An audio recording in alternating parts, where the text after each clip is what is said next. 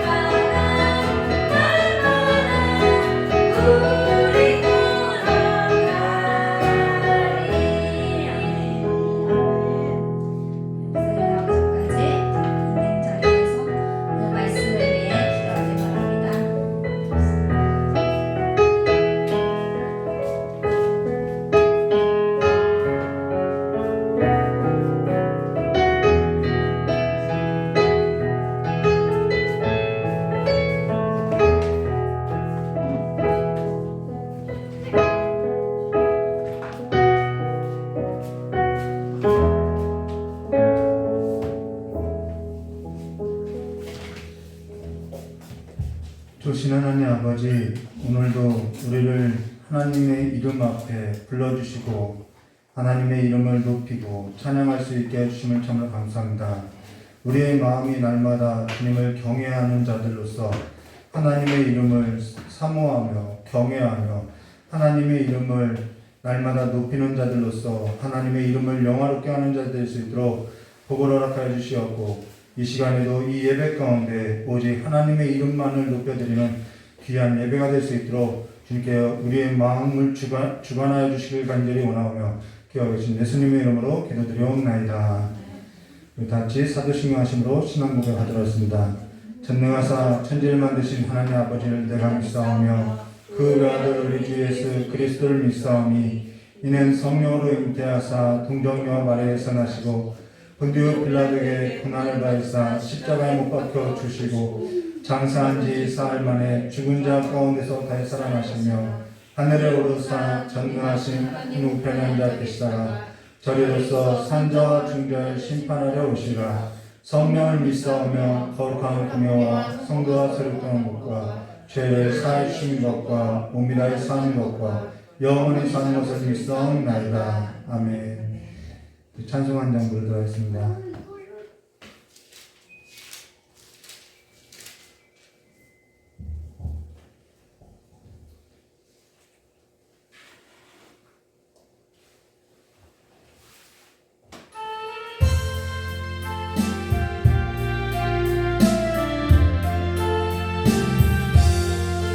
날 갈 길 가라도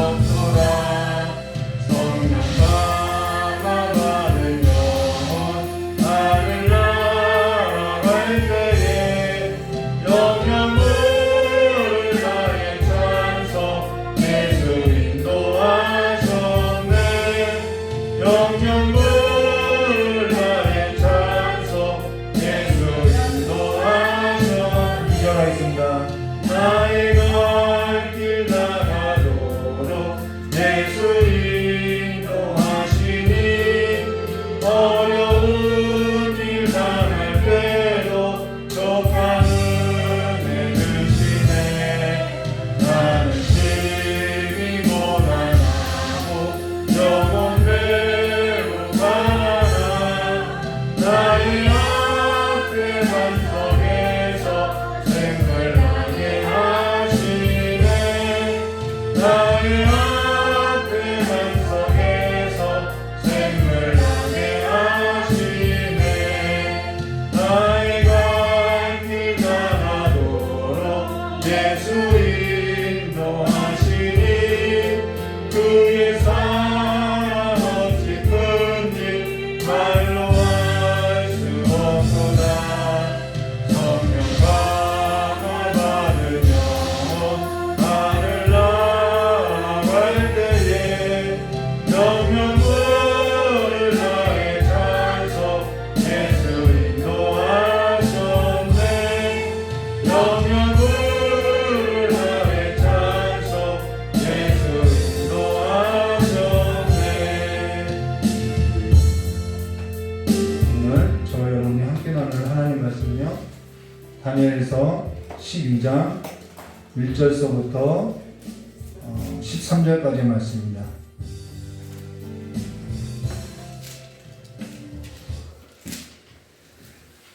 다니엘서 12장 1절에서부터 13절까지의 말씀을 저와 여러분 함께 나눌 것인데요.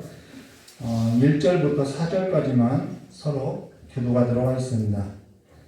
1절서부터 4절까지만 교도하겠습니다. 그리고 다음 주부터는요, 수요일 날은 계속해서 누가복음을 할 것이고요. 금요일 예배 때는 우리 이경진 목사님이 잠깐 쉬기로 하셔가지고 열왕기 하를 하든가 아니면 사도행전을 하도록 하겠습니다. 우리 1절부터 4절까지 교도하도록 하겠습니다. 그때 내 민족을 호위하는 그 군주 미가엘이 일어날 것이요 또 환란이 있으리니 이는 개국 이래로 그때까지 어떤 환란일 것이며 그때 내 백성 중 책에 기록된 모든 자가 구원을 받을 것이라. 땅의 뜰 가운데서 자는 자 중에서 많은 사람이 깨어나 영생을 받는 자도 있겠고 수치를 당하여서 영원히 부끄러움을 당할 자도 있을 것이며 지혜 있는 자는 궁창의 빛과 같이 빛날 것이요 많은 사람을 옳은 대로 돌아오게 한 자는 별과 같이 영원토록 빛나리라. 함께 했습니다. 다니엘아 마지막 때까지 이 말을 간수하고 이 글을 통함하라. 많은 사람이 빨리 왕래하며 지식이 더하리라. 아멘. 우리 기도하겠습니다. 좋으신 하나님 아버지, 하나님의 말씀이 우리의 삶을 변화시키고 우리의 삶을 하나님의 나라 가운데 살아가는 백성들로서 살아갈 수 있도록 지혜와 능력으로서 함께 해주실 간절히 원하오며 기하신 예수님의 이름으로 기도드리옵나이다. 예, 오늘은 저와 여러분이 이 다니엘서를 두 번째로 마치게 된 것이죠. 예, 저와 여러분이 다니엘서를 지금 처음 나눈 것이 아니라 지금이 두 번째지요. 2013년 7월 29일 월평도 지하 상가에서 개척하고 나서 예배 설교로만 다니엘서를 지금 두 번 설교했고요. 또 성경 공부까지 하면은 지금 세 번째 마치게 된 것입니다. 근데 사실 중요한 것은 저와 여러분이 다니엘서에 있어서 세 번을 마쳤느냐, 두 번을 마쳤느냐, 그것이 중요한 것이 아니라 다니엘서에 있어서 이 말씀을 함께 나누고 듣고 저와 여러분에게 있어서 마음의 변화가 있고 또한 장래일에 있어서 이건 분명히 장래일에 대해서 이야기하는 거거든요. 장래일에 관해서 저와 여러분이 어떻게 새롭게 됐냐, 그게 더 중요하다라는 것입니다. 하나님의 말씀은 살아있죠. 하나님의 말씀이 살아있다는 것은 하나님의 말씀이 저와 여러분의 삶을 하나님의 지식과 하나님의 지혜로서 변화시키고 바꿔놓는다라는 거예요. 히브리서 4장 11절과 13절 말씀 보시면은 그러므로 우리가 저 안식, 우리에게는 분명히 안식이 있어요. 우리가 저 안식에 들어가기를 어떻게 하나? 힘쓸지니 힘써야 돼요. 안식에 들어가기를 반드시 힘쓰라고 이야기했죠. 힘쓸지니 이는 누구든지 저 순종하지 아니하는 본에 빠지지 않게 하려 함이라. 자, 순종하지 않았던 불순종했던 사람들은 이 안식에 들어가지 못했다라고 이야기하고 있어요. 그러고 나서 뭐라고 하냐면은 하나님의 말씀은 살아있고 활력이 있어 좌우의 날선 어떤 것보다 예리하여 혼과 영과 및 관절과 골수를 찔러 쪼개기까지 하며 또 마음의 생각과 뜻을 판단하나니 지으신 것이 하나도 그 앞에 나타나지 않음이 없고 우리의 뭐가 있어요? 결산할 날이 있다라고 이야기하고 있어요. 결산. 이 안식에 들어가는 일에 있어서 결산할 날이 있다고 하죠. 우리의 결산을 받으실 이의 눈앞에 만물이 벌거벗긴 것 같이 드러나니라 라고 말하고 있다는 것입니다. 이것이 우리에게 있어서 장래일들이라는 거예요. 지금 그렇기 때문에 이 장래에 있을 앞으로 우리에게 있을 이 일들로 인해서 우리가 오늘 어떻게 살아야 하는지에 있어서 보여주고 있다는 것이죠. 오늘 저와 여러분이 하나님의 말씀을 이와 같이 받았다가 하면은 우리는 장래에 있을 일들에 있어서 지식을 가진 자들로서 오늘 그 지식을 갖고 오늘 어떻게 지혜롭게 살아야 하는 거예요. 성경이 우리의 삶을 하나님의 말씀 우리의 삶을 그렇게 인도한다는 것이죠. 자, 그러면요, 저 여러분이 지난 설교 때 다니엘서 11장 1절부터 45절까지 보았는데 이 다니엘서 11장 1절부터 45절은 종말에 있을 커다란 전쟁, 환란을 나타낸다라는 거예요. 자, 종말에 있을 큰 전쟁이라고 이야기했다라는 것입니다. 환란이 있을 것을 말하고 있죠. 그리고 그것에 관해서 저와 함께 나누었다라는 것입니다. 그리고 오늘은 이어서 다니엘서 12장 1절부터 13절은 이 전쟁 후에 종말에 있어서 그 끝날, 이 끝날에 어떻게 어떠한 일들이 있느냐라는 것을 보여주고 있다는 거예요. 그래서 이 다니엘서는 묵시문학이라고 하죠. 묵시문학이라는 것은 무엇이냐면은 종말에 관하여서 말하는 것이 묵시문학이라는 것입니다. 그래서 이 다니엘서와 신약의 요한계시록은 함께 묵시문학이라고 한다는 것입니다. 그러면은 다니엘서 12장 1절 말씀을 보도록 하겠습니다. 그때 내 민족을 호위하는 큰 군주 미가엘이 일어날 것이요 끊고요 또 환란이 있으리니 이는 개국 이래로 그때까지 없던 환란일 것이며 자 이것에 관한 또 환란이 있으리니 이는 개국 이래 그때까지 없던 환란일 것이며 라는 것은 예수님께서 마태복음 24장 1절부터 25장 끝절에 이 환란에 관해서 어떠한 일들이 있는지에 관한 그것에 관해서 설교할 때 이 본문을 사용했다라는 거예요. 그때 내 백성 중에 책에 기록된 모든 자가 구원을 받을 것이라 라고 말하고 있다는 것이죠. 여기 앞절 그때 다니엘서 12장 첫절 1절의 첫머리에 그때라는 것은 그 그때는 언제를 말하냐면요 다니엘서 11장 36절부터 45절에 해당할 그때라는 거예요. 이때는 언제였다면 북방왕이 이 예루살렘을 침공해서 이들이 환란 가운데 있을 그때라는 거예요. 근데 그때 내 민족을 호위하는 큰 군주 미가엘이 일어날 것이요 라는 것은 북방왕이 예루살렘을 침공해서 그들이 환란을 겪을 것인데 그때 미가엘 군주가 일어난다는 것은 그 헬라 민족이 자 다니엘서 11장 36절부터 40절 말씀해 보시면은 북방왕이 멸망당하는 것을 보여주고 있다는 거예요. 그래서 그때 내 민족을 호위하는 큰 군주 미가엘이 일어날 것이요 라는 것은 이것은 헬라도 자 바벨론도 메데 바사도 사라졌던 것처럼 그 민족이 끝날이 있었던 것처럼 헬라도 끝날이 있을 것이다. 세상은 곧 끝날이 있을 것이다 라는 것을 이렇게 말해주고 있다는 거예요. 그러고 나서 또 환란이 있으리니 이는 개국 이래로 그때까지 어떤 환란일 것이며 그때 내 백성 중에 책에 기록된 모든 자가 구원을 받을 것이라 라는 것은 우리 앞서서 이야기한 것처럼 마태복음의 24장의 종말에 관해서 예수님께서 설교할 때 이 본문을 사용하셨다라는 것이죠. 근데 여기 내 백성 중에 책에 기록된 자가 구원받는다라고 책이 나온다라는 거예요. 자, 여기 책에 있어서 전에 저와 여러분이 요한계시록을 함께 나눌 때 여러 차례 강조했다라는 것입니다. 다니엘서와 함께 요한계시록은 저와 여러분이 함께 설교로만 한 3번 정도 나눴고요. 그때마다 강조했던 것이 뭐냐면 요한계시록은 다니엘서와 함께 봐야 한다고 했다는 것이죠. 함께 묵시문학으로 봐야 한다는 것입니다. 그로 인해서 성경 전체 안에서 성경 말씀 안에서 무엇을 저와 여러분에게 전달하는지 해석되어야 한다고 이야기했다는 것입니다. 자, 그로 인해서 우리 계시록 이 책에 관해서 성경은 또 뭐라고 이야기하는지 우리 계시록 20장 11절 말씀 보시면 이렇게 말씀하고 있어요. 또 내가 보니 내가 크고 흰 보좌와 그 위에 앉으신 이를 보니 땅과 하늘이 그 앞에 패하여 간데 없더라라는 것은 세상 나라가 끝날이 이르렀고 세상 나라가 이제 끝날이 이르렀고 그 세상 나라가 다 사라지고 그 끝날에 뭐가 있다라는 건 심판이 있다라는 거예요. 보좌가 펼쳐져 있는데 그 보좌에 심판이 있다라는 거죠. 백보자 심판이라고 하죠. 흰 보좌에 심판이 있다라는 것입니다. 그리고 여기 크고 흰 보좌와 그 위에 앉으신 이를 보니라고 여기 크고 흰 보좌와 그 위에 앉으신 이가 있는데요. 여기 크고 흰 보좌라는 것은 무슨 뜻이냐면은 희고 깨끗하다라는 것으로서 희다라는 것은 거룩을 상징하고 위엄이 있다라는 것을 두 가지를 상징한다라는 거예요.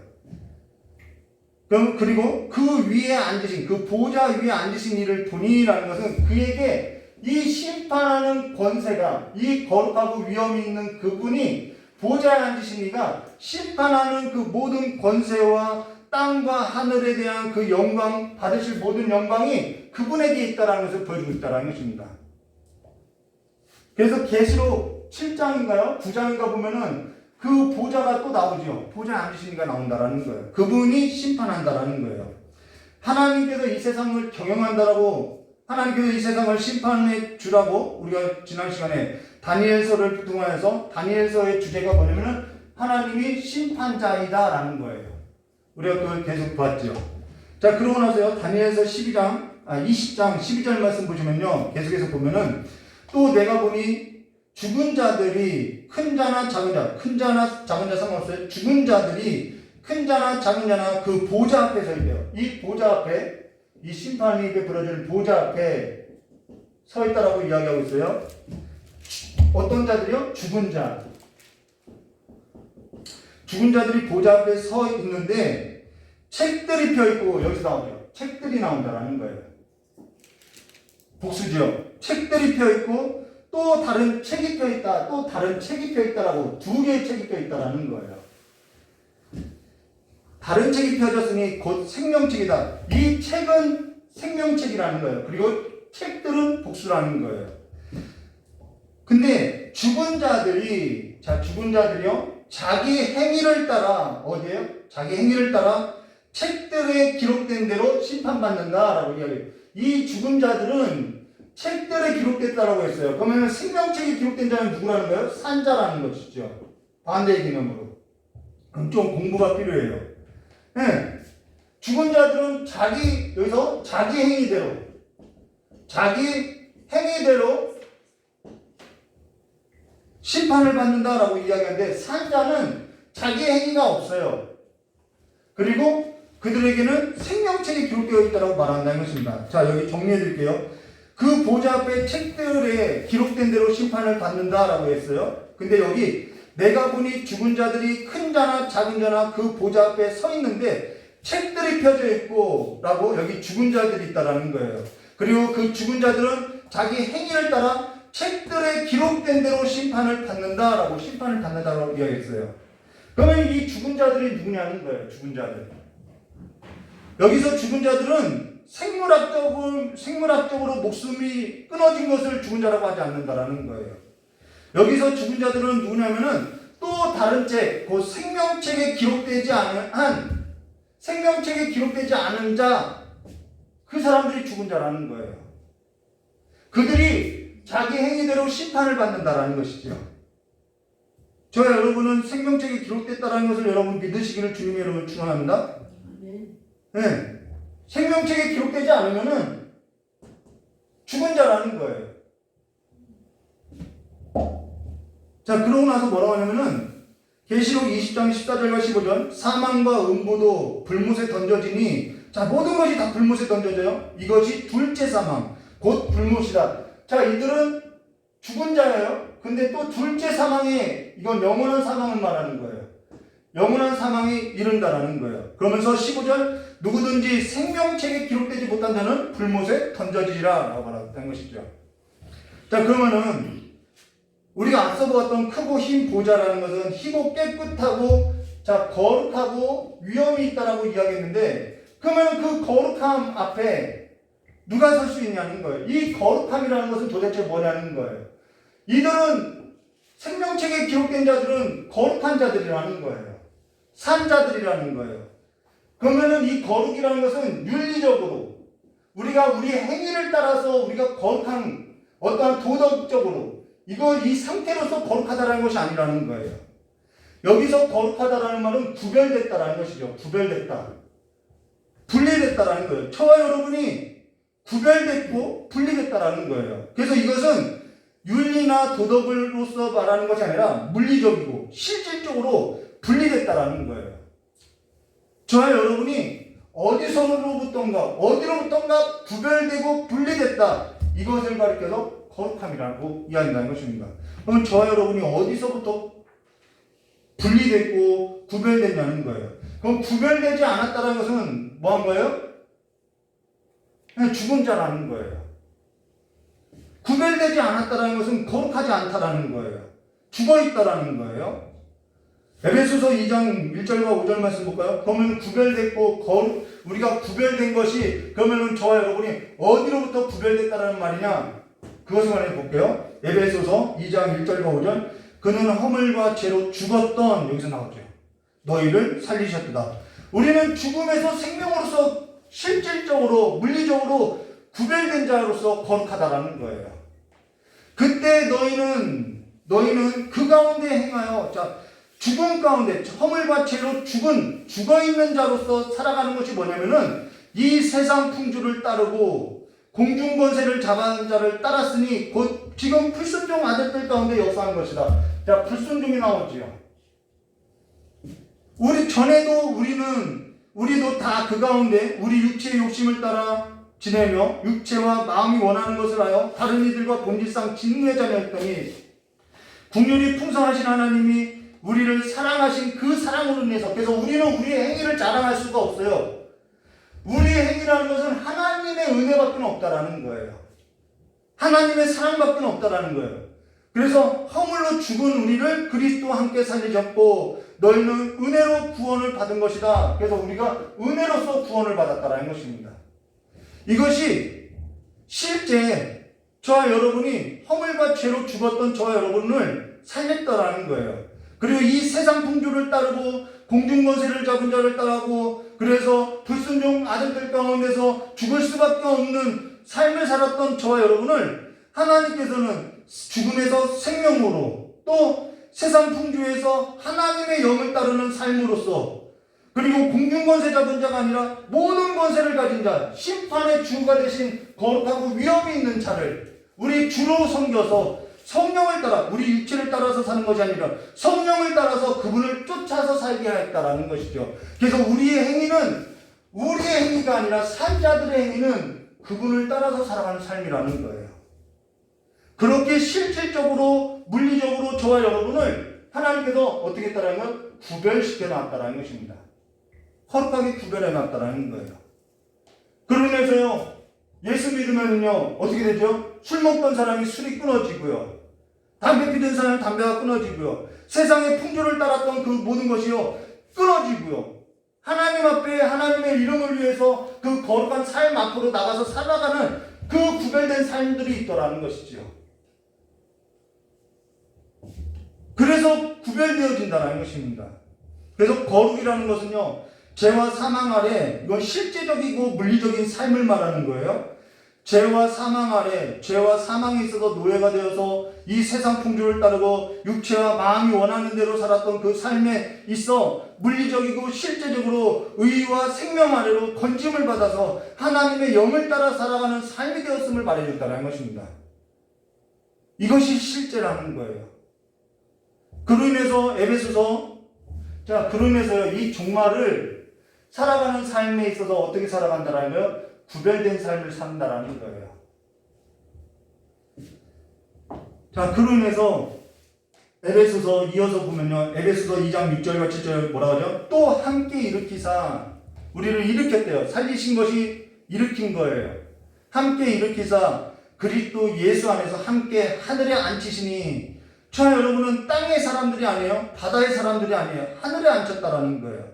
이는 그리스도 예수 안에서 우리에게 자비하심으로써 그 은혜의 지극히 풍성함을 오는 여러 세대에 나타내려 하려 하심이라라고. 이 구원받은 자들은 하나님께서 나를 건져주시고 죄와 사망에서부터 이 세상 풍조를 따르는 삶으로부터 나를 건져주신 그 하나님의 은혜를 나타내면서 살아간다라는 거예요. 그래서 자기 행위를 자랑하지 않는다라는 거예요. 자랑하여도 주 안에서 자랑한다라는 것이죠. 그래서 그들에게 나타나는 삶의 특징은 하나님의 은혜가 삶 속에서 실상이 된다는 것입니다. 실제라는 거예요. 그러면서 여기 거룩이라는 말은 윤리적인 상태를 말해서 윤리나 도덕을 써 나 깨끗해, 나 이런 사람이야, 그게 아니라 실질적으로 물리적으로 하나님께서 나를 건지신 그 삶에 있어서 내게는 주님밖에 없어요, 내게는 하나님의 은혜밖에 없어요 라고 하나님께 붙어 사는 것, 그게 가장 거룩하다라는 것입니다. 하나님께 붙어 사는 것. 저는 하나님 외에는 소망이 없어요. 여러분, 이거보다 거룩한 것이 있나요? 없어요. 남편과 아내 사이에 있어서 아내가 나는 당신이 최고야, 나는 저 남편이 한 50% 좋은데 당신은 한 그래도 50% 좋아, 이것은 거룩이 아니죠. 거룩이라는 개념은 관계 용어라는 거예요. 나는 주님밖에 없어요, 그것이 거룩이고요. 죽어있는 자라는 것은 무슨 말이냐면요, 죽어있다는 것은 무엇이냐, 하나님과의 관계가 단절되었다라는 거예요. 하나님과의 관계가 단절된 것이 죽은 것이고요. 하나님과 관계가 단절된 자들은요, 하나님의 은혜가 뭔지 모르니까요, 자기 행위대로 살게 된다라는 거예요. 그런데 하나님께서는 그 행위대로 뭐 하겠다라는 건 심판하겠다라는 거예요.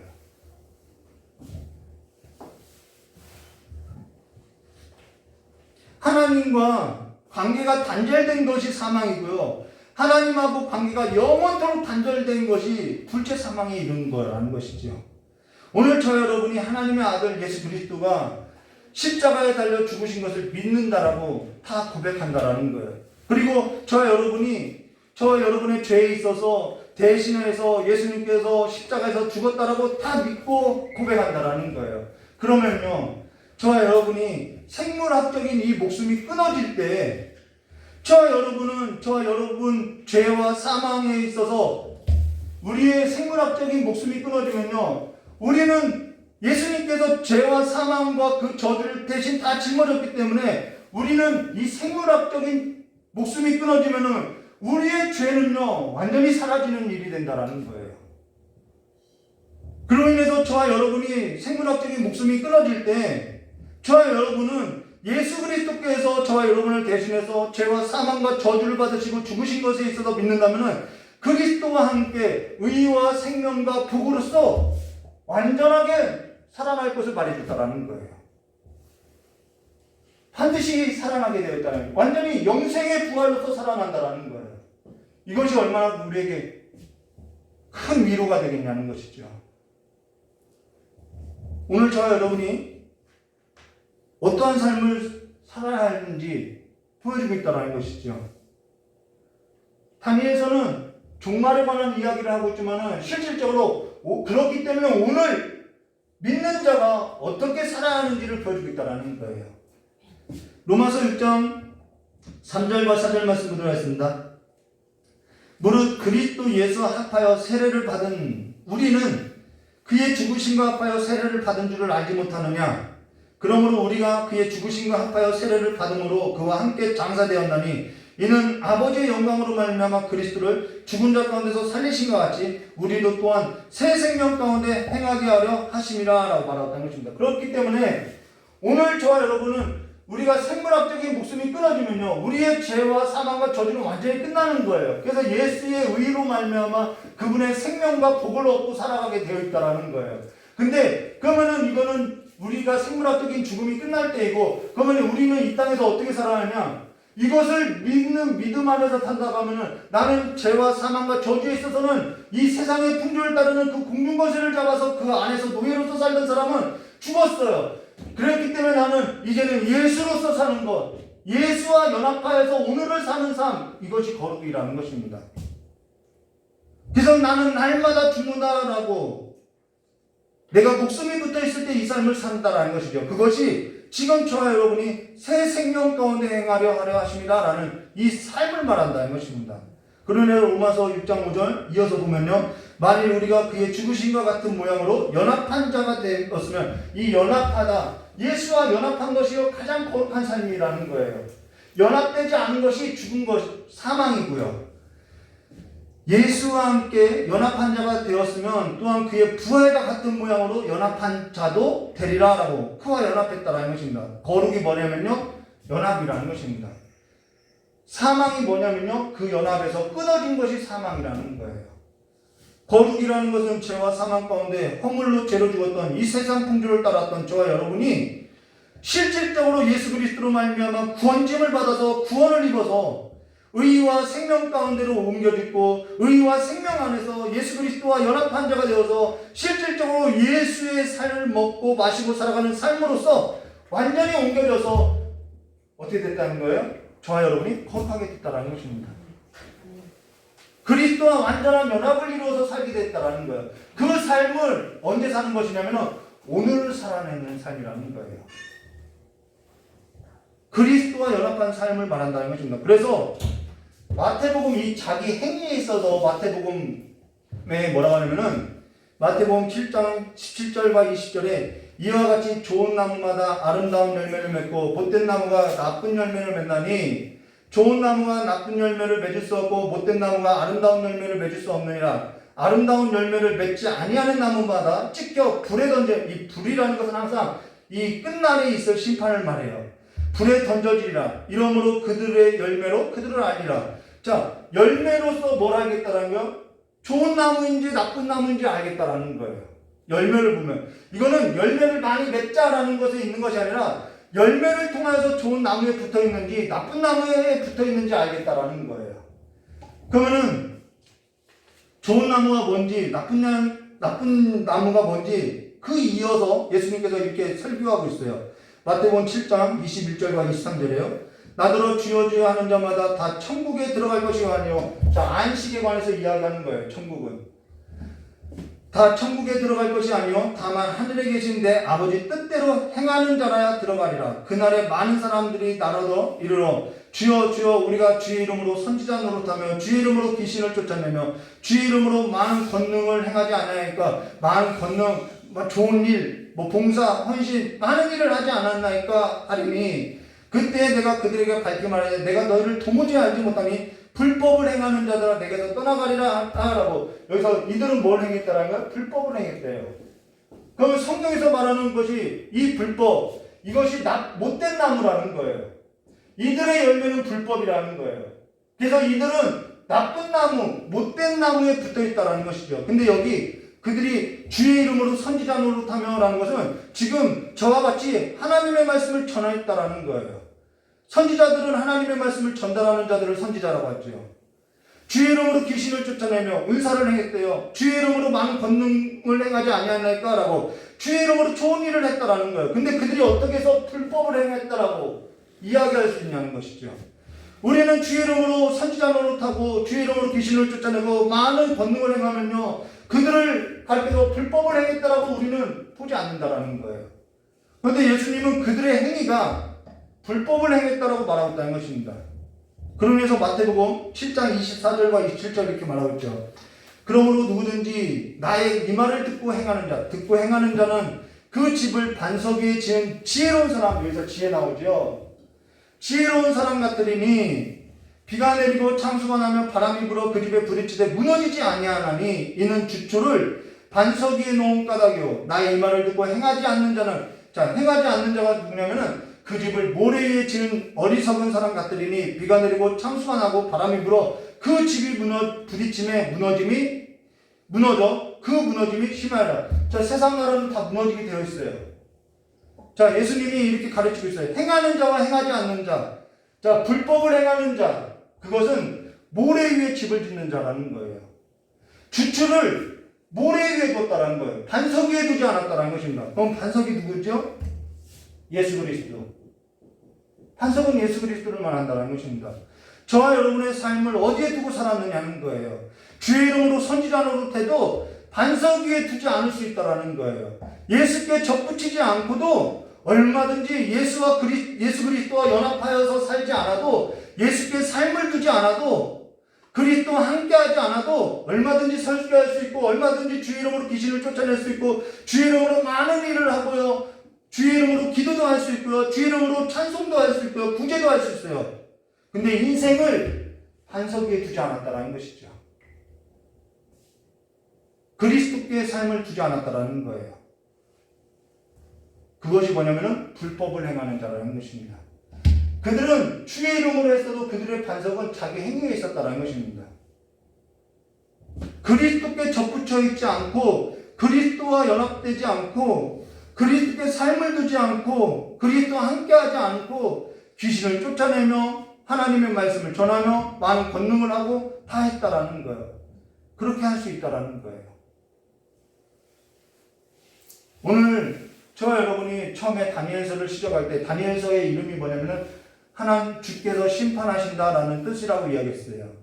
그리고 지금 다니엘서 마지막에 그 심판에 관해서 이야기해주고 있다는 것입니다. 다니엘은 주께서 이 모든 것에 관해서 심판자이기 때문에 나는 그 하나님 앞에서 살아갔다라는 것을 보여주고 있다는 것입니다.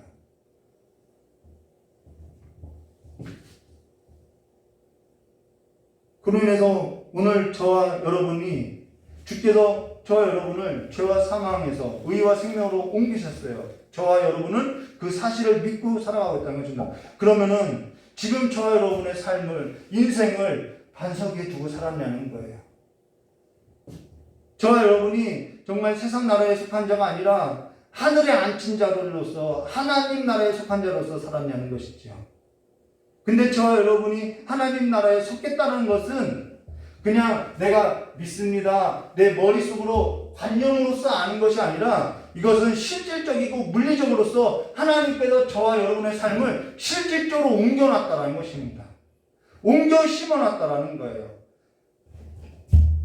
이 죄와 사망에 접붙여 있던 저희를 끊어서 생명과 의회가 되신 예수 그리스도로 접붙이는 이 삶이 실제적이라는 거예요.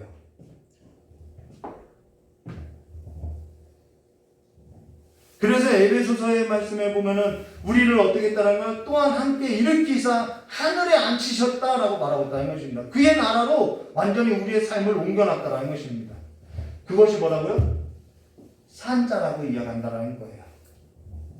자, 그로 인해서 다니엘서 12장 2절 말씀 보도록 땅의 뒷별 가운데 자는 자 중에, 여기서 잔다라는 것은 생물학적인 죽음을 말해요. 성경에서 잔다라는 것은 생물학적인 죽음을 말하는 거죠. 그리고 실제로 죽었다라는 표현은 하나님과 그 연합된 관계에서 단절됐다라는 것을 죽음을 말한다는 것입니다. 자, 자는 자 중에서 많은 사람이 깨어나, 자, 영생을 받는 자도 있겠고, 수치를 당하여서 영원히 부끄러움을 당할 자도 있을 것이라 라고, 어떤 사람에게는 생명의 부활로, 어떤 사람은 심판의 부활로 일어난다라는 거예요. 예수가 생명이고요, 예수가 부활이고요, 예수가 길이고요, 예수가 진리예요. 그 예수의 생명이 저와 여러분에게 있다라는 것입니다. 그리고 성령께서는 그것을 확증시켜준다라는 것이죠. 보증되어준다라는 것입니다. 그러면서 오늘 저와 여러분이 예수와 연합해야 한다는 것입니다. 저와 여러분 예수와 연합한 자들이라는 거예요.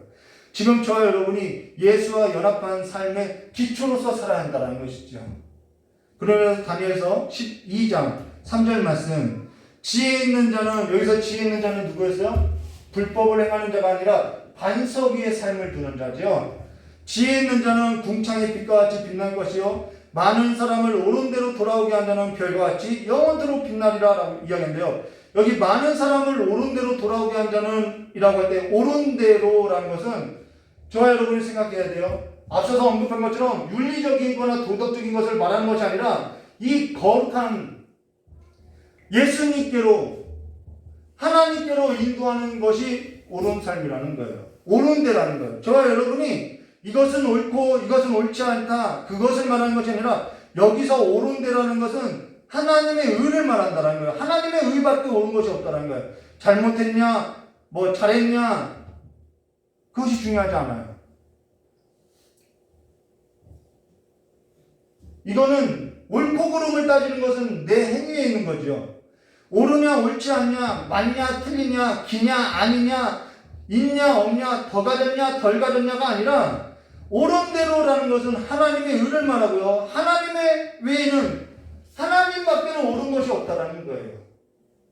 하나님만이 우리의 죄와 사망에서 건지신 그 선한 일을 하신 분으로서 이 모든 일에서 심판하시고 경영할 수 있는 분은 하나님밖에 없다라는 거예요. 하나님께서 행하시는 그 모든 일이 옳고요. 지금 하나님께서 경영하시고 하나님께서 세상을 심판하는 이 기준이 옳다라는 것입니다. 그래서 옳은 대로 인도한다라는 것은 옳은 대로 인도한다라는 것은 하나님께로 인도한다라는 것을 말해줬다라는 거예요. 그것이 옳다라는 것입니다. 때로는 너가 옳으냐 틀리냐 이거보다 더 중요한 것이요, 이 사람을 건져내는 것이 더 중요하다라는 거예요. 저도 이 일에 있어서요 정말 많이 깨지고요 많이 힘든 적이 있었다라는 거예요. 근데 하나님 앞에서는요 옳고 그름이 중요하지 않아요. 자, 그로 인해서요 로마서 1장 16절과 17절에 이렇게 말씀하고 있어요. 내가 복음을 부끄러워하지 아니하노니 이 복음은 모든 믿는 자에게 구원을 주시는 하나님의 능력이 됨이라. 먼저는 유대인에게요 그리고 헬라인으로다. 복음에는 하나님의 의가 나타나서 믿음으로 믿음에 이르게 하나니 기록된 바 오직 의인은 믿음으로 말미암아 살리라. 뭘로서 살아요? 믿음으로서 산다라는 거예요. 하나님께서 나를 건져주신 그 실제적인 사건을 믿는 삶으로서 산다라는 거예요. 그것이 옳은 데라는 것입니다. 그러고 나서 로마서 3장 21절과 22절, 이제는 율법 외에, 율법은 옳으냐 그러냐를 따지는 거죠. 율법 외에 하나님의 한 의가 나타나느니, 이것도 로마서 할 때 우리가 다 나눴어요. 의가 나타나느니 율법과 선지자들에게 증거를 받은 것이라. 율법과 선지자들이 증거하는 것이 뭐예요? 성경이 증거하는 것이 뭐예요? 하나님의 의, 옳은 데라는 것입니다. 증거를 받은 것이니 곧 예수 그리스도를 믿음으로 말미암아 모든 믿는 자에게 비치는 하나님의 의니 차별이 없느니라. 율법과 선지자들에게 증거를 받은 것이 하나님의 의인데, 그 하나님의 의가 뭐냐면은 예수 그리스도라는 것입니다. 그래서 예수 그리스도를 믿으면은 모든 자들이 다 구원받고 살아나는 거예요. 내 행위로서 구원받는 것이 아니에요. 근데 예수 그리스도와 연합되지 않으면은 내 행위로서 내가 자랑하기 때문에 그 행위대로 심판을 받게 된다는 것이죠. 예수님을 믿으면 우리는 그 생명책에 기록된 이름이 된다는 것입니다. 그러니까 저와 여러분의 삶이 처음이든 나중이든 예수가 되어야 한다는 것이죠. 예수가 되어야 하는 거예요. 내 인생에 있어서 처음이든 끝이든 반석 위에 둔 삶으로서 예수께 두고 살아야 한다는 것입니다. 그러면서 4절 말씀 볼까요? 다니엘아, 마지막 때까지 이 말을 간수하고 이 글을 봉함하라. 많은 사람이 빨리 왕래하며 지식이 더하리라. 라고. 여기 말세에 관한 두 가지 특징이 있어요. 말세에 관한 두 가지 특징이 뭐냐면요, 빨리 왕래한대요. 첫 번째 빨리 왕래한다. 두 번째 지식이 더한다. 딱 지금이 말세죠. 두 가지 특징이 다 나타나죠. 여기서 많은 사람이 빨리 왕래하며 라는 것은 많은 사람이 이리저리로 왔다 갔다 이동한다라는 거예요. 빨리빨리 이동한다라는 거예요. 이동 수단을 가지고 시간을 다투며 많은 사람이 빨리빨리 왕래하며, 지금 보면은 사람들이 빨리빨리 이렇게 지나다니는 것을 저와 여러분을 체감하고 있죠. 근데 여기 그러고 또 다른 것이 지식이 더하리라라는 것은 많은 사람이 깊이 하는 것이 아니라 검색만 한다라는 거예요. 미디어가 발달하면 발달할수록 사람들은 검색만 해요. 그러고 나서 뭘 하죠? 깊이 있게 묵상하는 삶이 아니라 근심만 늘어나게 된다는 거예요. 지식이 더하면은 사람들의 근심과 염려가 덜어져야하는데 근심과 염려와 걱정이 더 늘어나게 된다는 거예요. 부동산 경기가 떨어지더라. 이번에 어디가 이기더라. 이번에는 건강에 지식이 있는데 이것이 나쁘더라. 이것이 좋더라. 그 여러 가지 지식이 더하면 더해질수록 사람은요 피곤해지고요, 근심만 늘고요, 염려만 늘게 된다는 거예요. 부동산 경기가 떨어지면요 심근경색 올 것처럼 목 잡고 쓰러지는 분들 있죠. 주식 떨어져 봐요. 건강이 나빠지면요. 어쩌지? 저거는 어떻게 하지? 어쩌지? 그 근심만 들고 염려와 걱정만 들고 있다라는 거예요. 자, 그러면 이 삶이 반석 위에 세운 집이냐는 거예요. 모래 위에 세운 집이죠. 여기 많은 사람이 빨리 왕래하며라는 것은 안식을 찾는다라는 거예요. 여기 가면은 쉴 수 있을까? 저기 가면 쉴 수 있을까? 사람들이 쉼을 얻으려고, 안식을 얻으려고 이리저리 왔다 가면서 이동하는데, 여러분 이동하면서 시간은 빨라지고 더할수록 사람은요 안식을 찾으려고 휴식을 찾고자 하는데 몸만 피곤하더라는 거예요.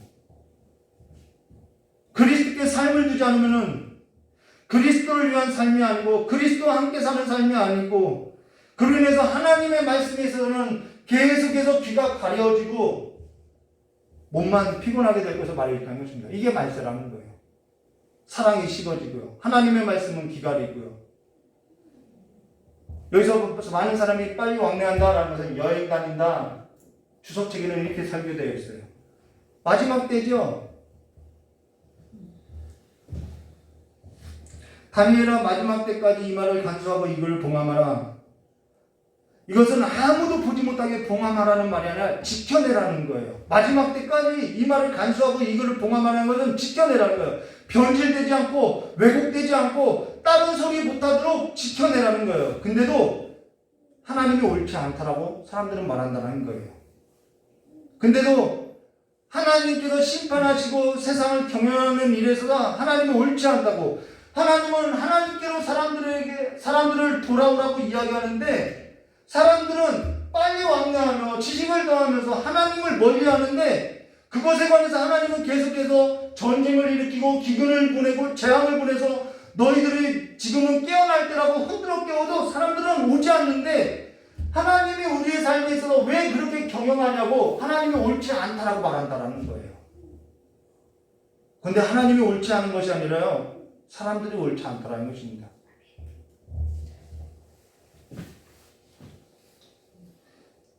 다니엘 때도 그랬고요. 예수님 당시에도 그랬고요. 지금도 마찬가지라는 거예요. 5절과 6절 말씀 보셨습니다. 나 다니엘이 본즉 다른 두 사람이 있어 하나는 강 이쪽 언덕에 섰고 하나는 강 저쪽 언덕에 섰더니 그 중에 하나가 세마포 옷을 입은 자 곧 강물 위쪽에 있는 자에게 이르되 이 놀라운 일의 끝이 어느 때까지냐 하더라라고. 그때 이게 지금 때에 관해서 묻고 있죠. 시간 때. 자, 사실 종말에 있어서 가장 잘못된 접근이 뭐냐면요. 이 때에 관한 접근이라는 거예요. 어느 때 종말이와 이 때에 관해서. 잘못된 종말론이라는 것은 항상 그 중점을 이 때에다 맞춘다라는 거예요. 이것은 질문했다라는 거예요. 어느 때. 이게 모든 사람들의 다 관심사죠. 근데 그 종말관은 잘못된 종말관이라는 거예요. 몇 날, 몇 시에 주님께서 재림한다. 그게 왜 중요하냐는 거예요. 잘못된 종말관은 이 때에 관해서 다 중점을 두는데 그 때에 관해서 중점을 둘 때 언제 오더라 라고 하면은요, 어떠한 문제들이 일어나면 현실을 놓아버린다라는 거예요. 현실을 부정해버려요. 아, 주님이 맨날 몇 시에 오면은 재산이 뭐 필요해? 학교 다닐 필요가 뭐 필요해? 현실을 놔요. 지금 우리가 하는 종말론은 오늘 내가 하나님 앞에 산 자로서 충성된 삶을 살아가는데 잘못된 종말관은 때에 초점을 두면 어떤 문제가 일어나면 현실을 놔버려요. 돈 벌어서 뭐해? 직장생활에서 뭐해? 결혼해서 뭐해? 그러면서 자기들끼리 공동체 생활을 이루고 산다라는 것이죠. 이건 바른 종말관이 아니라는 것이죠. 그리스도 안에서 그리스도와 연합한 자로서 오늘 저 여러분이 주어진 그 한날의 삶을 어떻게 살아야 하는지 보여주는 것이 종말관이라는 것입니다. 또 잘못된 종말관은 뭐냐면요. 장래의 일이 있어서 이 하나님의 안식에 대해서 있는데 현실에 대해서 부정하든가 현실만 인정하고 살아가는 거예요. 아우 자꾸 그래 때는 몰라 아무도 몰라 그러니까 지금 이때 내가 목숨이 붙어있을 때 이 현실이 가장 중요해. 이건 사두개인하고 똑같은 거죠. 그리스도께 삶을 두지 않고 세상 나라 가운데서 삶을 두고 살아가는 거라는 것이죠. 마태복음 23장 1절과 25장 46절에 아주 이 삶에 있어서 상세하게 예수님께서 제자들에게 설교하는데요. 우리가 나중에 마태복음을 함께 나눌 것인데요. 마태복음도 한번 나눴던 적이 있죠. 근데 다시 한번 나눌 거예요. 근데 마태복음 24장 35절과 37절에 예수님께서 이런 말씀을 하셨어요. 천지는 없어질지언정 내 말은 없어지지 아니하리라. 그러나 그날과 그때는 아무도 모르나니 하늘의 천사들도 아들도 모르고 오직 아버지만 아시니라. 그러면은 언제 오는지 모르겠네. 놀라고 했나요? 그러나서 뭐라 했죠? 노아의 때와 같이 인자의 임함도 그러하리라. 모른다라는 거예요. 갑자기 임한다라는 거예요. 그래서 깨어있으라고 이야기하죠. 그러면서 마태복음 25장 1절과 13절에 10처녀의 비유를 들으면서 5처녀는 뭐하고 기름통을 준비 안 했다고 이야기하고, 마태복음 25장 14절과 30절에는 달란트 비유를 설교하면서 충성된 종아 너는 잘했다고 하는데 너는 악하다고 이야기하고, 마태복음 25장 31절과 46절에는 양과 염소를 비유하면서 설교하고, 마지막에 46절에는 그들은 영벌에 의인들은 영생에 들어가리라 하시냐라고 설교를 맺었다라는 거예요. 영생과 영벌에 관해서 이야기죠. 주님을 다시, 이 현실에 있어서 현실만 생각하는 사람들은요, 주님이 다시 오실 그 약속에 있어서 생각하지 않고 장래에 있을 일에 대해서 생각지 않고 살아간다는 거예요. 노아 때도 그랬고요. 근데 예수님께서 이처럼 많은 설교를 하실 때 뭐라고 했냐면은 마태복음 24장 15절에 그러므로라는 것은 앞에 설교했던 그것을 다 받아들인 거예요. 그러므로 너희가 선지자 다니엘이 지금 말하고 있죠. 다니엘이 말한 바 멸망에 가증한 것이 거룩한 곳에 선 것을 보거든 있는 자는 깨달을진저 하면서 다니엘 때에 있었던 일에 관해서 앞서서 예전 또 환난이 이르리니라는 그 환난이 또 있을 것을 언급하고 있다는 거예요. 그것이 AD 70년에 실제 역사 가운데 일어났다는 거예요.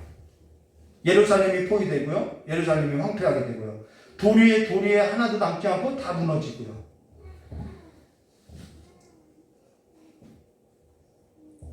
종말에 있어서 여러 가지로 비유로 예수님께서 제자들에게 설교하고 가르쳤다는 것입니다. 그러면 오늘 다니엘서 다시 보도록 하겠습니다. 다니엘서 7장. 내가 들은즉 그 세마포 옷을 입고 강물 위쪽에 있는 자가 자기의 좌우 손을 들어 하늘을 향하여 영원히 살아계시는 이를 가리켜 맹세하여 이르되 반드시 한 때와 두 때와 반 때를 지나서 성도의 권세가 다 깨지기까지 이르리니 그렇게 되면 이 모든 일이 다 끝나리라 라고, 지금 성도들의 권세가 깨진다는 것은 성도들에게 있어서 박해가 있다라는 것을 말해주죠. 다니엘서 11장 36절과 45절에 있어서 이 북방왕이 예루살렘을 통치할 때 헬라화 정책, 세속화 정책을 하면서 실질적으로 핍박했던 시기와 같다라는 것입니다. 여기 한때, 두때, 반때는 3년 6개월을 말해요. 3년 6개월. 이 북방왕, 우리가 앞서서 다니엘서 11장을 보았죠. 북방왕이 실제 역사 속에서 예루살렘을 막 예배도 폐하고 헬라화 정책을 피면서 이 예루살렘을 몇 개월? 3년 6개월 동안 포위해야 했던 적이 있었다는 거예요. 그러나 성경에서 3년 6개월이라는 것은 성도들이 받을 환난의 때를 3년 6개월이라고 한다는 거예요. 환난을 받을 때를 말하고, 그리고 또 이 3년 6개월이라는 것은 영원하지 않다, 한정된 시간을 말한다는 것입니다. 그래서 성도들의 밖에는 그 기간이 있는데 그것이 영원하지 않고 한정된 기간이다라는 것입니다. 자, 계시록 12장 6절. 여자가 아들을 낳으니 이는 장차 철장으로 만국을 다스릴 남자라. 그 아이를 하나님 앞과 그 보좌 앞으로 올라가더라. 그 여자가 광야로 도망가매 거기서 1260일 동안, 이게 교회가 박해를 받는 걸 말해요. 1260일 동안 그를 양육하기 위하여 하나님께서 예비하신 곳에 있더라. 1260일이 3년 6개월이에요. 그리고 계시록 13장 5절. 또 짐승이 과장되고 신성모독하는 말을 입을 받고 또 42달 동안 일할 권세를 받았다. 짐승이 일할 권세를 받았는데 그것도 42달. 이걸 환산하면은 3년 6개월이에요. 그래서 성도들이 박해를 받는 때를 가리켜서 3년 6개월, 1260일, 42달이라고 표기한다는 것입니다. 근데 짐승이 어디서 나오냐면 바다와 땅에서 온다는 거예요. 바다와 땅은 무엇을 말하면 세상 나라를 뜻하고 세상 풍조를 뜻해요. 그 세상 나라와 세상 풍조에서 뭐가 올라요? 짐승이 올라온다라고 말하고 있죠.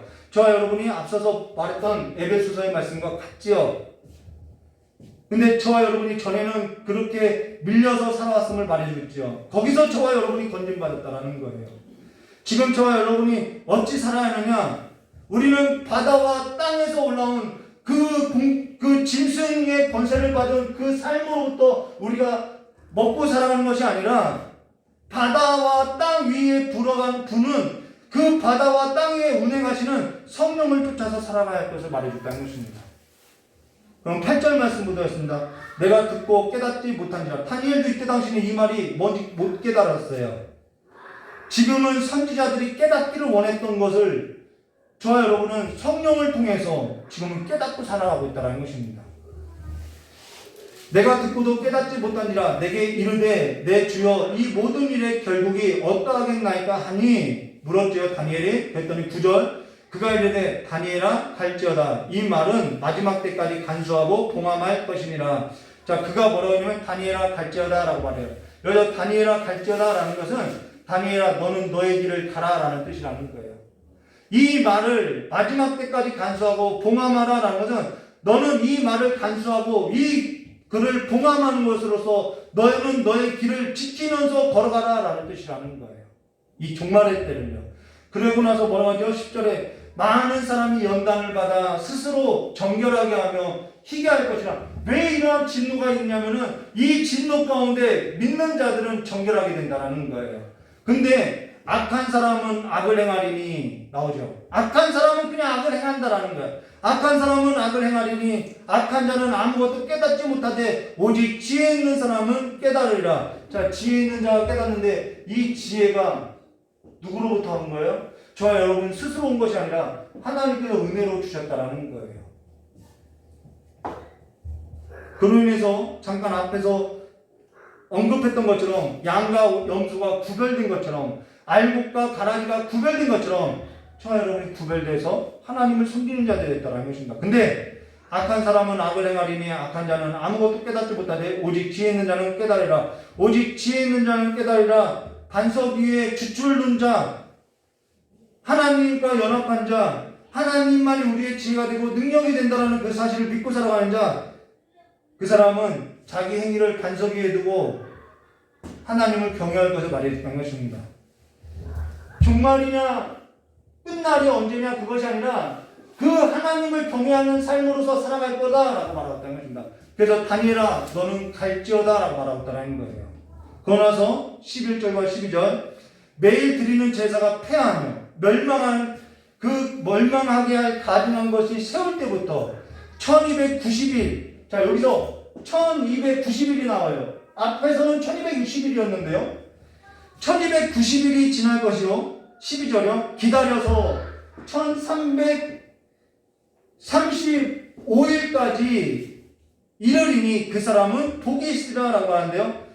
앞에서는 1260일 3년 6개월을 말하는데 여기서는 1290일이라고 지금 30일이 차이가 나요.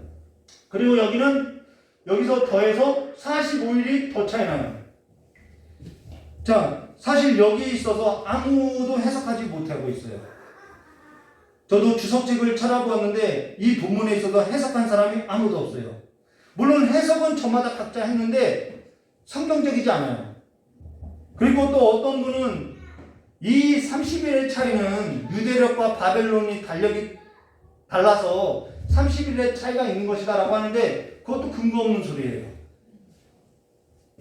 그리고 어떤 사람은 이 45일은 장래에 어떤 천년왕국이 이루어지는 날을 말하는 것이다 라고 이야기하는데 단정지어서 그것도 말할 수 없어요. 근거 없는 소리예요. 저도 3번 설교하면서 오늘 처음 깨닫게 돼서 저와 여러분에게 함께 나누려고 한다는 것입니다. 저도 앞에서 2번이나 설교했는데 저도 그때는 몰라서 이것을 언급하지 않고 그냥 말았어요. 근데 이번에 설교를 작성하면서 깨달아서 여러분에게 나누려고 한다는 거예요. 감사하죠? 저도 어제 이것을 깨닫고 나서 너무 기뻐서 무릎을 치면서 제 아내한테 막 이야기했어요. 여기 1260일은 성도들이 받는 고난의 때를 말해요. 근데 그 고난은 한정되어 있어요. 근데 그 고난의 때가 그 고난의 때보다 30일이 길어요. 그것은 어쨌든 긴 거지요. 어쨌든 긴 거예요. 앞에서 본 것보다 길어요. 이 말은 내가 생각하는 고난보다 길 수 있다라는 거예요. 성도들이 받는 그 고난의 때가 길 수 있다라는 거예요. 왜 이렇게 고난이 길지? 3년 6개월인데 한정된 시간인데 이 고난이 언제 끝나지? 내가 생각했던 그 고난보다 길 수 있다라는 거예요. 이해되시죠? 그리고 1290일을 지날 것이라는 것은 성도의 고난의 기간이 생각보다 길어서 이때는 성도들이 이때는 배교하는 자도 있을 거고요. 어떤 사람은 그 환난을 견디면서 기다리는 사람도 있을 것이고요. 그래서 그 다음 절에 뭐라고 하냐면 12절에 기다려서 1315일까지 이르리니 그 사람은 복이 있으라는 것은 이 사람은 이 기간도 견디고 이 기간도 견뎠다라는 거예요. 주님이 더디오나 우리는 거죠. 점점 기간이 지났는데 안 오면은 주님이 안 오시나? 약속이 이루어지지 않나? 왜 더디오지? 그러면 점점 하나님을 떠나 살아가는 사람들이 있을 거라는 거예요. 지금이 그러죠. 하나님이 더디오는 것 같아요. 맨날 종말이라고 하고 맨날 말세라고 하는데 예수님이 오지 않을 것 같아요. 그러니까 예수님을 떠나가면서 그냥 적당히 하나님도 섬기고 세상도 섬기고 두 가지 일을 하고 살아가요. 노아 때하고 똑같죠.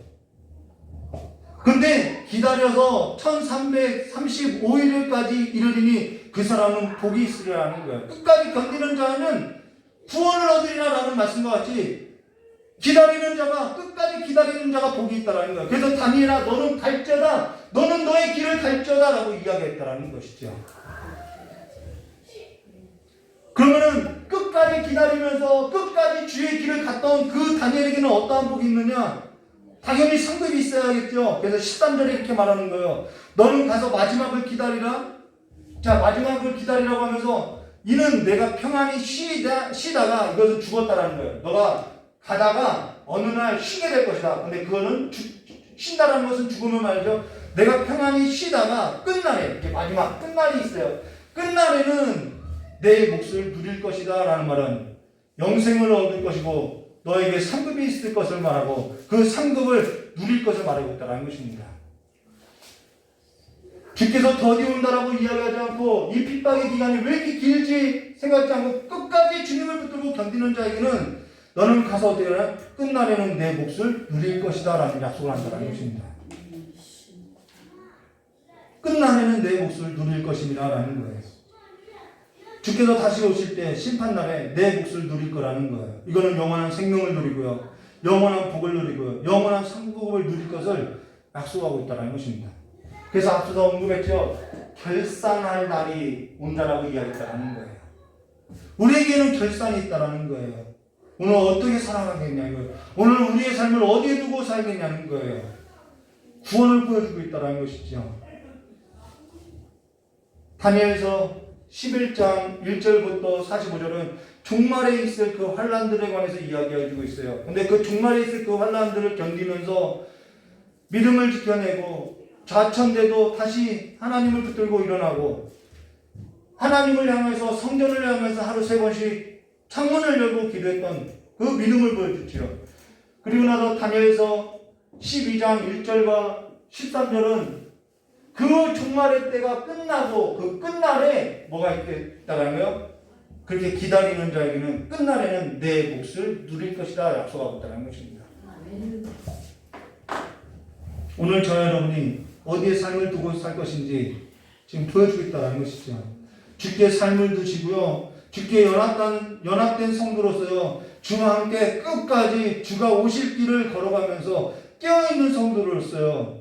끝날에는 내 몫을 누릴 것입니다 라는 그 약속의 말씀을 붙들고 살아가시기를 주님의 이름으로 축원합니다.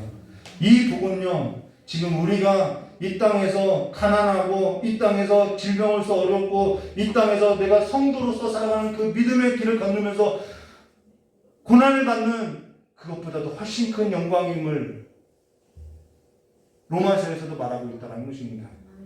끝날에는 내 몫을 누릴 것입니다. 저는 이번에 설교하면서 이것이 저에게 가장 큰 위로가 됐습니다.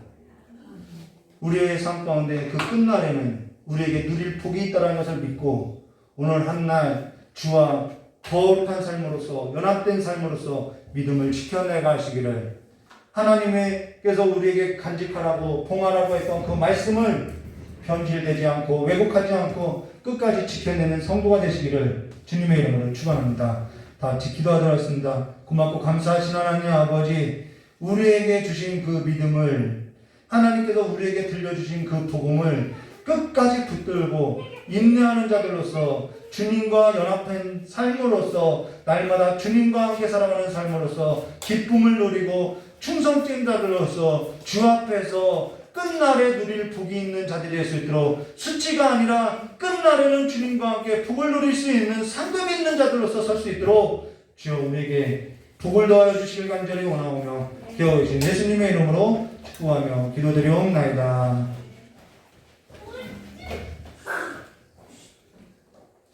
우리 찬송 한 장 부르고 기도하도록 하겠습니다.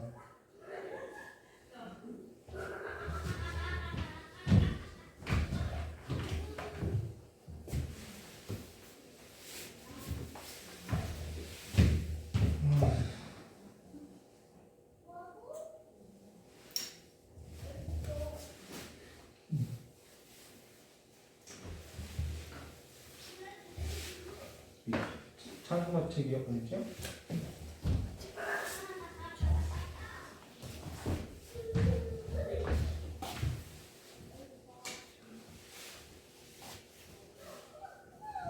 반주기 책.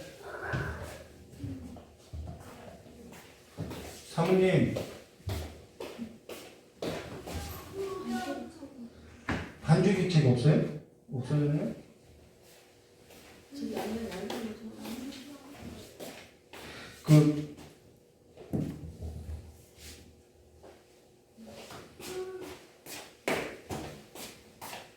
거기 있나?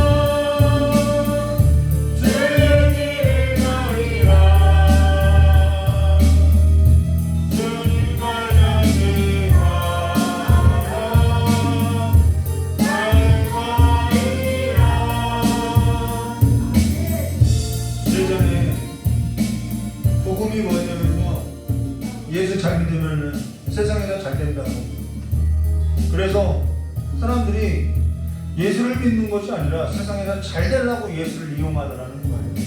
그건 반쪽짜리 복음이지요. 우리 다시 한번 복음으로 돌아서서 주님께 연합된 자로서 이 땅에서 환난당할 수도 있고 이 땅에서 가난할 수도 있고 이 땅에서 고난당할 수도 있어요. 그러나 이 땅에서 처음이든 끝이든 내 삶이 예수와 연합된 자들로서 예수와 함께 살고 예수와 함께 지내고, 그래서 내 삶에서 좀 예수 때문에 욕을 얻어먹고 좀 내가 내 삶에서 예수 때문에 좀 살아가는 삶으로서 예수 이름이 좀 높여지고 예수 이름이 좀 영화롭고 예수 이름에 구원이 있기 때문에 우리가 나음을 받고요, 우리가 연약한 것이 강화해지는 것이고요. 그래서 이 땅에서 그 어떠한 것이 아니라 예수만 남는 삶으로서 살아가시기를 주님의 이름으로 축원합니다. 이제는 다시 한번 우리가 복음 앞에 서야 되는 거예요. 우리가 예수 이름으로서 구원받았고 우리가 예수 이름으로서 영생을 얻고 이제는 끝날에는 예수 이름으로서 복을 누리게 될 거라는 거예요. 그 예수 이름을 높이는 삶으로서 일어나시기를 주님의 이름으로 축원합니다. 이 시간에 기도하고 마치도록 하겠습니다. 좋으신 하나님 아버지, 이제는 예수 이름 가운데 살아가는 삶이 될 수 있도록 역사해 주시길 간절히 원하고 합니다. 예수 이름이 우리의 삶 가운데 유일한 길이고 우리의 유일한 생명이고 우리의 삶의 전부이고 내 삶의 시작이고 내 삶의 끝으로서 예수 이름만을 생각하고 주의 이름만 생각할 때마다 주를 생각하고 살아가는 삶이 될 수 있도록 주의 역사해 주시길 간절히 원하고 합니다.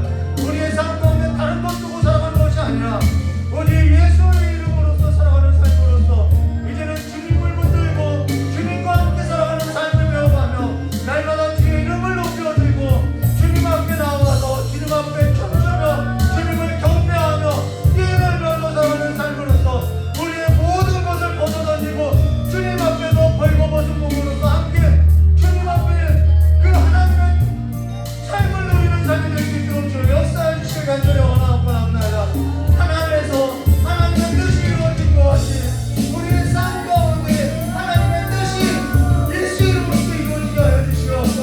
날마다 우리의 삶 가운데 예수를 깊이 생각하는 삶으로서 예수께 시선을 고려하고 날마다 주님을 묵상하면서 살아가는 삶이 될 수 있도록 주의 역사해 주시길 간절히 원하고 합니다.